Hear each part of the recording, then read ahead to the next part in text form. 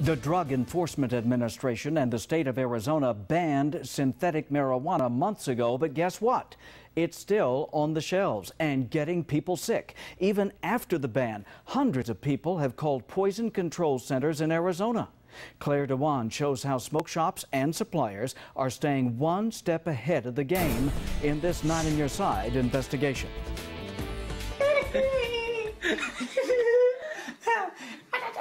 Blaze. What's up, YouTubers? Back again with some spice. Bliss. When it's called ambulance. Many nicknames, but synthetic pot is often known as K2 or spice. It's a mixture of herbs sprayed with chemicals similar to THC found in marijuana. Smoking it gives you a mellow high. But Tucson police say it can be dangerous. Many people have gone to the ER. Coming with symptoms of like a high heart rate, nervousness, agitation, seizures. One father was so concerned with the long-term effects, he called 9 On Your Side. Santiago MIJARES says his 17-year-old son admitted to smoking spice for 2 years. He was starting to lose his motor speech. He looked more like in a trance half the time you talk to him or look at him. So MIJARES went to 2 smoke shops his son frequented, JJ's and ONDEADO.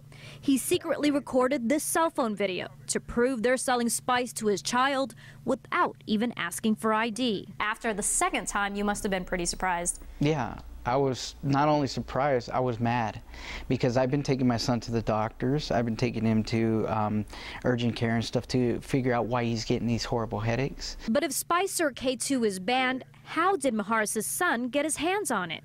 9 On Your Side checked it out. With our cameras rolling, we went to the first shop, ONDEADO. I don't know if you guys sell it here right now, spice or K2? Yeah, we do. You do? Is that legal? It's supposed to be legal, yeah. I mean, otherwise, other smoke shops I know sell it as well. After I informed her selling spice is against the law, she said it's up to the manufacturer to make sure their ingredients are legal. So if the cops came here and they took some of that stuff that you guys have and put it to the lab, would you say that all this stuff will be illegal?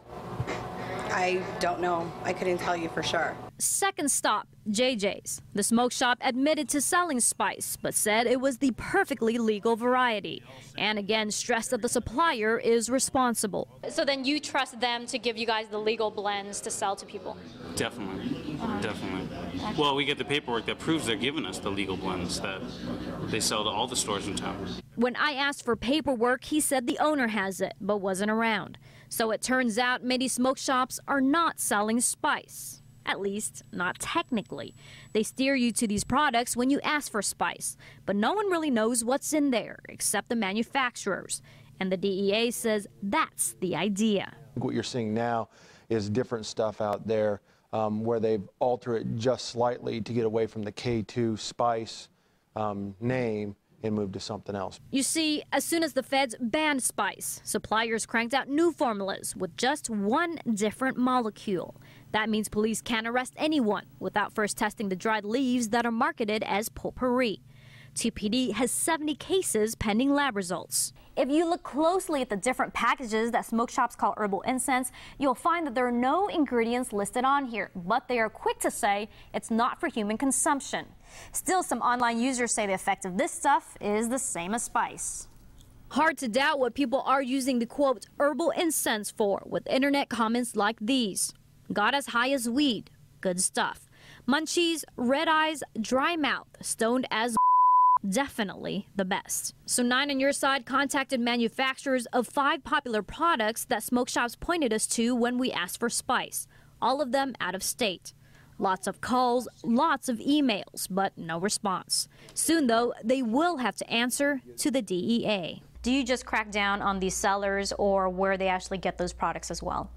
Both. We're actually trying to identify who's importing them into the United States and working with our offices in foreign countries. As for this Tucson father, he says the best thing he can do now is warn other parents. These smoke shops, if they're making it that easy for it to happen, eventually there's going to be somebody out there who's going to buy it and they're going to die from it.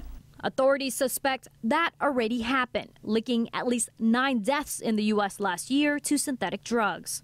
Claire Doan, KGUN-9, On Your Side. A recent report by the National Institute of Health says 1 in every 9 high school students has used spice in the past year.